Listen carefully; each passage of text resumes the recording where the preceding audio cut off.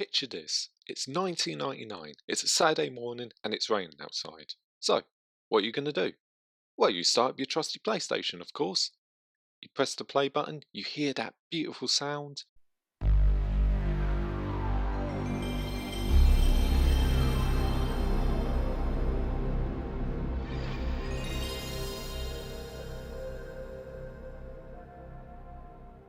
And decide how you're going to spend the next 3 hours.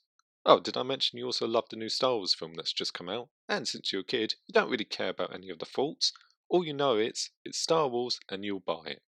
So, there you are, sitting down on your C-3PO chair, drinking your Obi-Wan Pepsi can, wearing your Darth Maul t-shirt, and of course your Jar Jar Binks slippers, and you get ready to play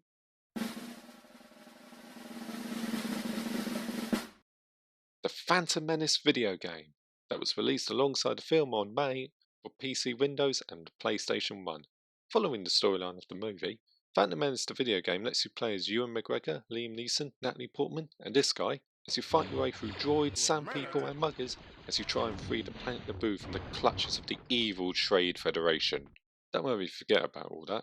The opening reminds you every time you start the first level, and right off the bat, what you notice is the graphics, which, and I can't really defend it that much, just look ugly. Even in a time where video games like Metal Gear Solid and Tomb Raider showed that even with limited texture, video game characters can look less like cardboard cutouts and more like people. And this doesn't really show a good example of that. But graphics don't make a game. It's all about gameplay, which is, well, half and half. Each playable character has the exact same moveset, except for the Jedi who can use the Force, which isn't that impressive. The best you can use it with is to flip switches and push buttons. You can also change weapons, from blasters to bombs, but who would want to stop using a lightsaber?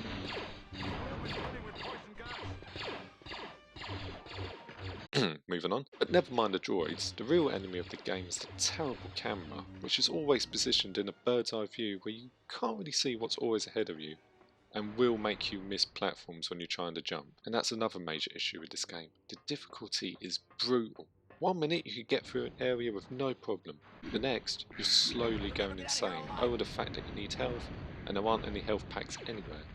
So the best option is to use cheats, which makes the experience a bit less rage engaging and more like you're an invincible warrior, like a Jedi should be.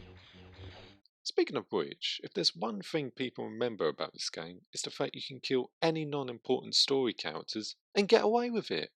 Which means fans were killing sand people and younglings before Anakin made it cool.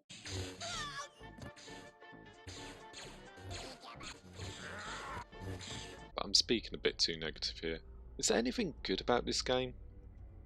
Well, the levels are expansive enough that not only does every character you come across have something to say, but you can also take part in side quests, which for a license-based game at the time is impressive, and the voice actors do decent impressions. I have a bad feeling about this. Feelings serve you well, Obi-Wan. And I might as well bring up the PC copy of the game isn't as ugly as the PlayStation copy, but that doesn't change anything else about it. So to wrap this review up, do I recommend the Phantom Menace video game?